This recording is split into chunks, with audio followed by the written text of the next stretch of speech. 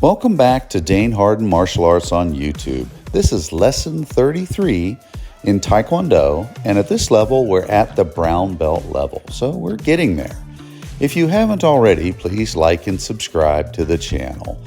Make sure that in prepping for your brown belt level that you review the lessons 30, 31, and 32, which are on the Hosin Sul, or the self-defense, as well as the codes, tenets, and BUSHIDO lecture, which was lesson 32.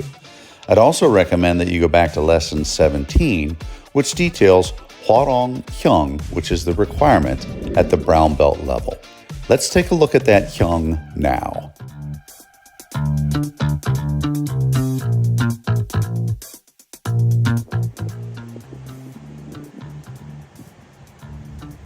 So this is the angular view. The first key-up or yell is on that first palm block. The next key-up is coming up here as I do this slow slide up waist level side kick. The key-up is there on that pseudo tarigi strike. As we're moving through this pattern, I use alternative snap kicks, which are apchagi versus yapchagi side or tolyochagi roundhouse kick. Any of those three is really acceptable. The last key-up or yell is on that last pseudo maki. In hwa-rang pattern, we start with our chariop kunji, which is respect. Taekwondo always begins and ends with respect. This bokwan, both hands are open, signifying we trust our opponent much less. As we go through these movements, the first movement is this punch grab. As I grab, I'm actually creating an attachment point to the person that I'm kicking low as I come through and do that pseudo tarigi, the chop to the throat. This next movement, which is changdan charuga to a shift over punch, this is the beginning of introducing sine wave. Sine wave should not be an over-exaggerated bouncing up and down, but merely an emphasis on connection to the earth and understanding power. One of the classic questions that's often asked, what are the rotary blocks for? Technique number 2. They always hear wax on, wax off, right? Bruce? So one of the most common attacks, really push me like he means it, boom, is that shove. Come on, Bruce, you got more energy. That shove, push hard, boom. So that is a classical attack. Some guys really pissed at you, oh yeah, what do you think you're doing, man? Right, and they shove you. You'll see that often. I have to do something to interrupt that energy. So step 1 on this series of techniques is what I call wax on, wax off. I'm standing, he's pushing, shift. All I'm doing, let's change angle this way so they can see, let's go very slowly. Here, I'm just simply shifting. This is a huge amount of open space. I have to fill that space. For my Aikido guys, you may see some sort of an Aikido technique where we're here and we throw. Okay, if you can manipulate that and if you can trigger that and get it to work, great. But what I've just done by doing that motion and push me hard like me, I've activated his muscles. Everything in here now is already tensed. He's fixed in position. I think you get far more bang for the buck. He's pushing, shift, elbow strike. I'm striking with my elbow. Now I want you guys to look down low. When he pushed, notice that I shifted my hips. Notice I've turned my body. I'm creating my own exit point. Before I was facing Bruce, feet forward, right? Bruce is pushing, shift, elbow strike. I like an elbow strike. Elbow strikes are great. I can work from here, 1, 2, 3, 4. I've now hit him with my right elbow, kneed him in the groin, hit him with my left elbow in what? Very small amount of time, right? Why this is a good technique and why the shift is so important, what if the guy's got a ground game, right? A lot of guys do. If he's pushing and I shift and now he's dropping to try to do some sort of jiu-jitsu shoot.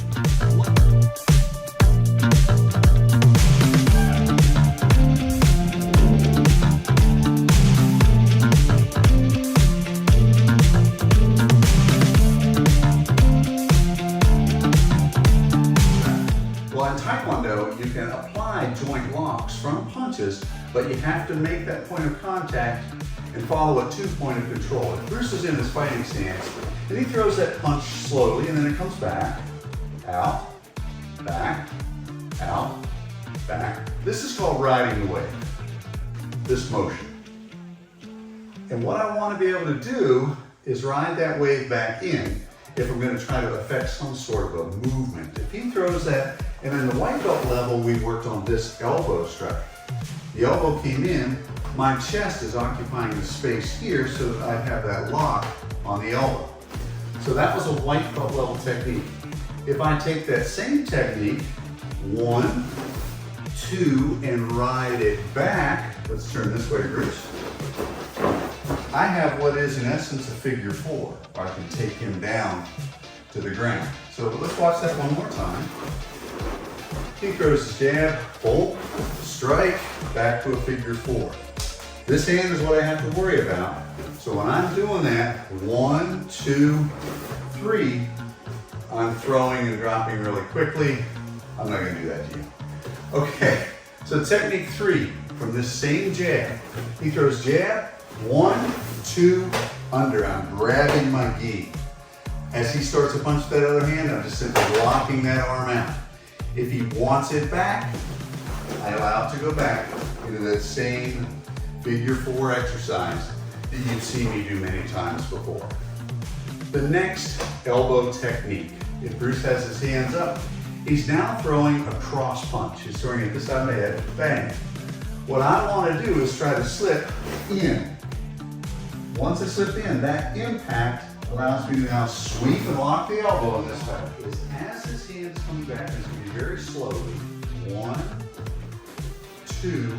What I want to do is drive this hand down.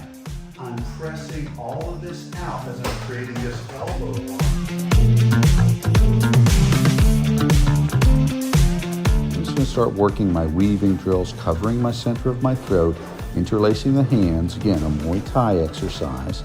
And understand, this is Western Masters Taekwondo, so we blend other systems into our skill sets. And certainly, you can see the heavy influence from kickboxing and from Muay Thai. Hand wrapping drills such as this and elbow strikes are really, really essential that you learn how to do them properly.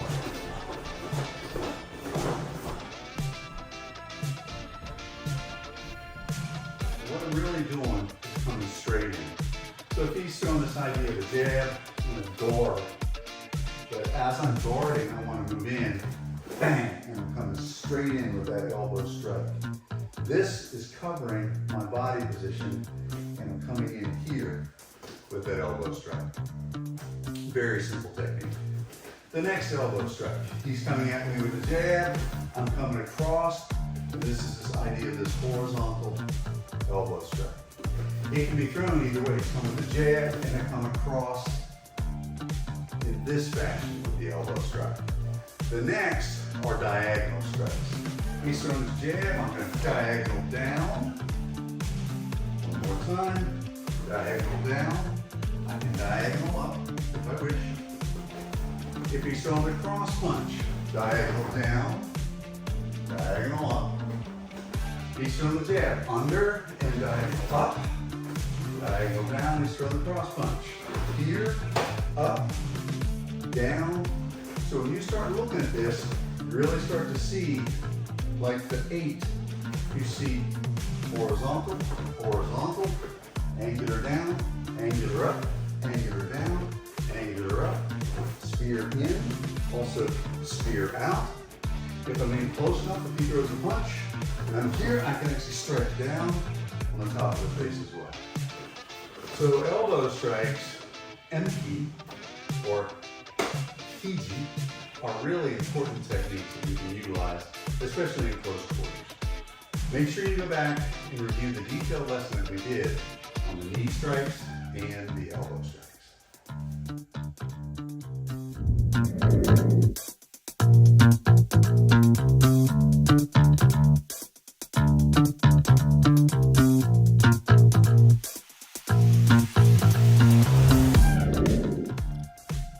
The classical Taekwondo techniques, or the Misul Gisul.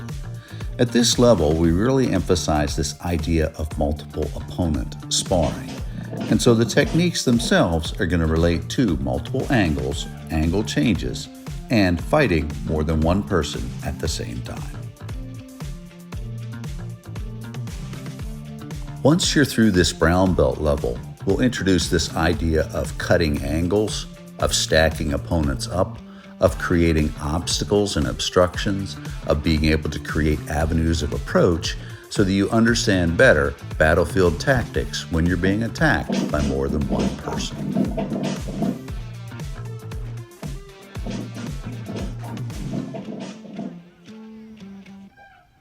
As you can see, we're now starting to get into some advanced techniques. These aerial techniques do require a high degree of athleticism. So when you're performing these, make sure that you're warmed up well, that you're stretched out, and that you understand how to apply these so that you can prevent an injury.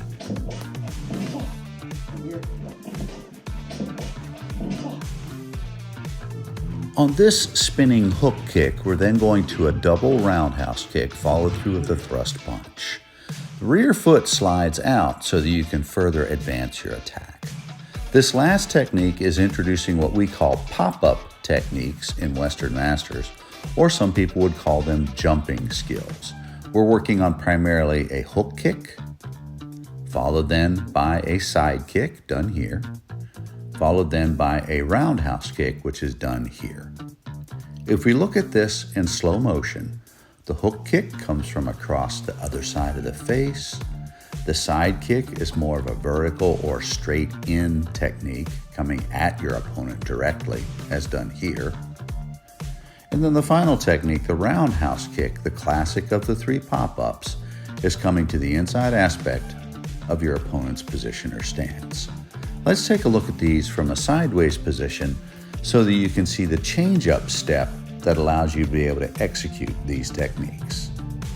I move up, shift my hips, jump, and execute the kick at the bag. Let's take a look at that more slowly. It's almost like a dance movement, wherein we move our hips through and rotate through, like a shuffle and slide. Again, done here.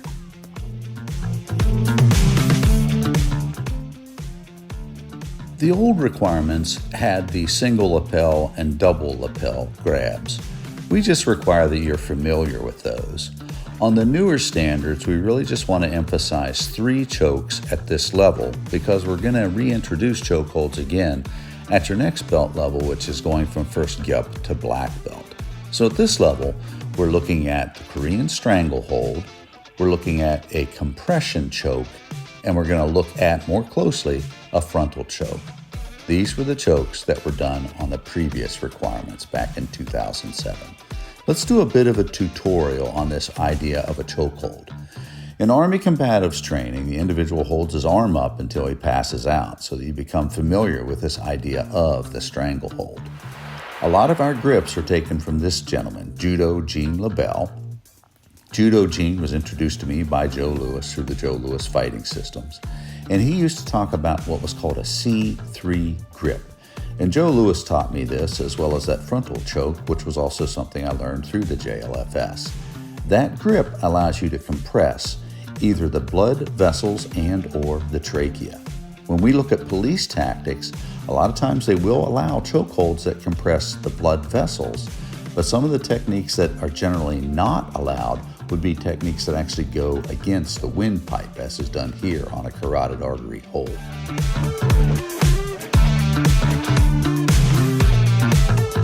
This is called C3, and this is by a guy named Judo Gene LaBelle. Judo Gene taught Joe this technique. So we have this grip, and these 3 fingers and 2 are separated.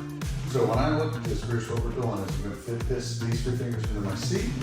This one goes in between, and it's almost like a golf grip in a way, but I'm holding this grip in this fashion. So if you look at that, that's one of Judo Gene LaBelle's favorite grips.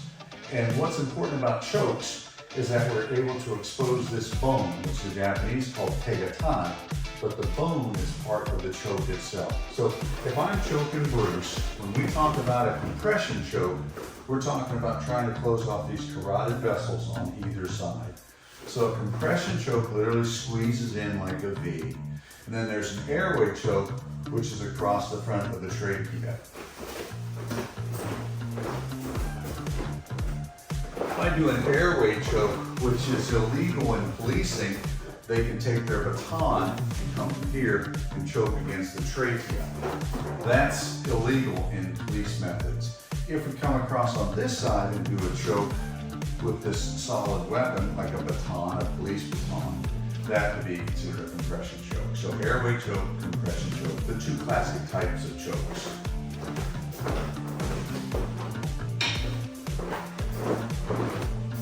So the first choke is a Korean stranglehold, the Korean stranglehold. So Bruce is going to do a Korean stranglehold on me. He's going to come up with one arm. He's going to reach around. He's going to grab his own bicep. He comes behind my head. So if I'm here, Bruce is coming up. His arm comes around. He reaches through. And what he wants to do is to bring that arm up to here, grab his own bicep. Now we're going to turn this way. And you can see he puts his palm right below the occiput, and he's got me. Okay, good. You can go ahead back up. So Korean stranglehold on that one. So if I do that to Bruce, nice and slow, I would be coming here, trying to get as much of my arm across as I can. The V of my arm is really important that I match it with his trachea coming here. Let's turn this way, Bruce. On this Korean stranglehold, I grab my own bicep and I want to bring it below the level of the occiput on the skull, here. As I bring this in, that creates a fairly tight, I'm not even pressing it, Bruce, you can probably feel that's tight already. So that's just a standard, what we would call Korean stranglehold. The next is a compression choke. So on a compression choke, I'm bumping with my bicep and it comes around and wraps with this bone across the carotid vessel. So if Bruce is doing that to me, he bumps the bicep on my neck and that causes my head to turn in that fashion. As he brings that in, he's now compressing, and that's the compression choke. Guys our age, you have to be really careful with this. Like I'm almost 70, Bruce is in his early and mid 60s, so we can have atheromatous plaques. If you whip one of these on somebody pretty hard and they're more senior, you can actually cause them to have a stroke. So I don't say this in jest, you have to be really careful when you're teaching this stuff. So if I'm doing this to Bruce, we'll do it towards the camera. That initial bump, that is meant to cause his head to slightly turn. That opens up these carotid vessels, and I'm not going to do this harshly. I'll show you a video with David Henry where I do it pretty hard, and quite literally when I did that to him, he lost some color in his face and he almost passed out. So you got to be careful. Bump, here, and now what I want to do is that same grip that we talked about. C3, here, and I'm using this part of the bone to literally bring all this in close as I start to sink that choke. So that's just a standard compression. Stroke. That's a standard compression choke.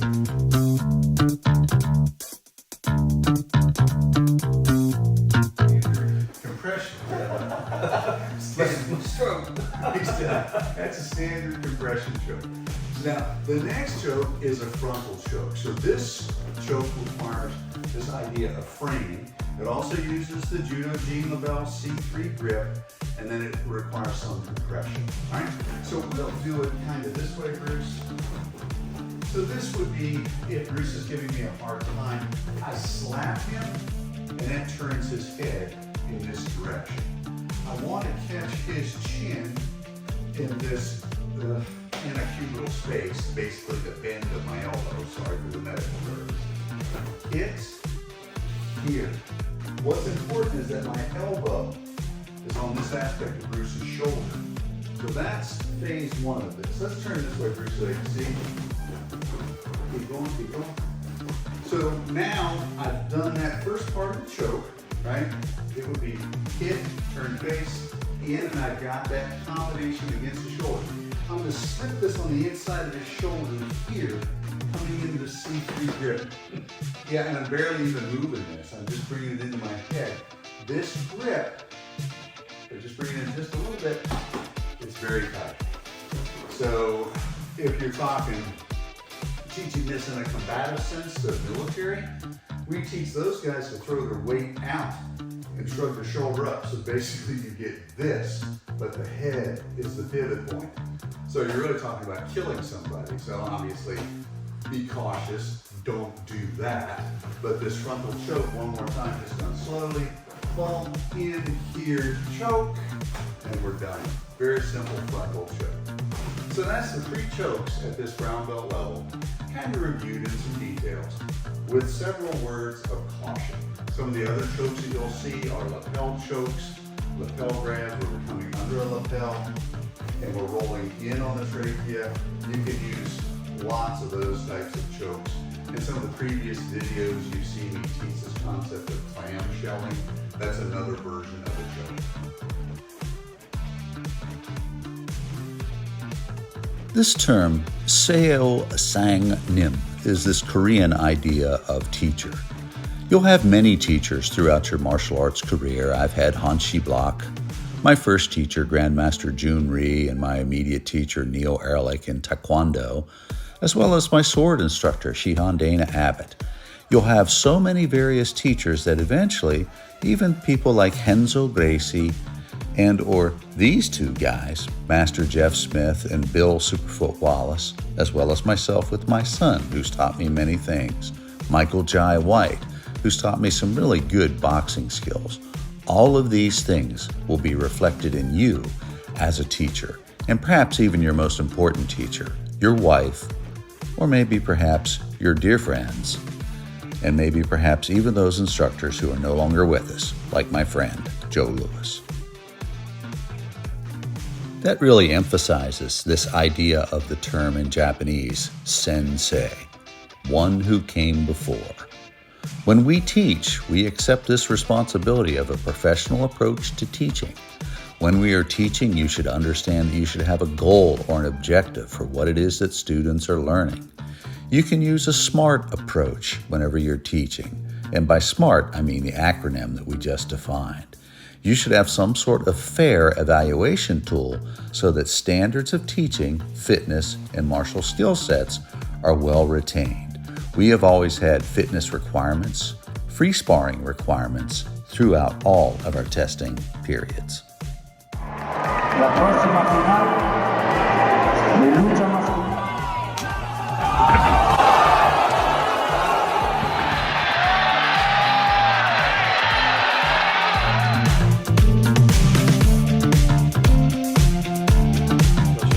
But now Eddie finally got a second chance when the kickboxing pro agreed to try the challenge with him. The first few kicks were just a warm-up and were pretty easy to take, but then Eddie made a big mistake by saying these words. Go 100%, man. Oh, you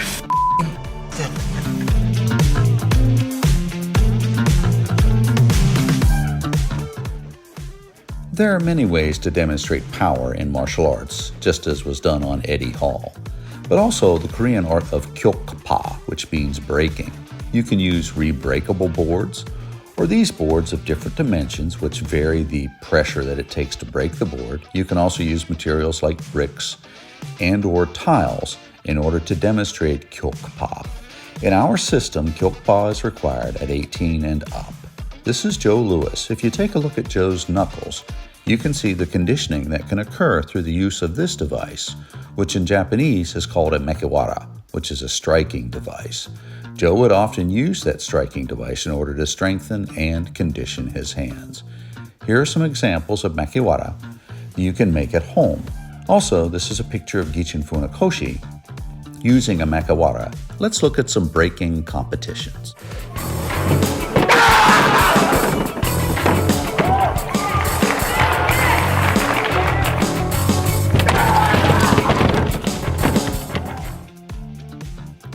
So guys, my theory is that knowledge is truly power.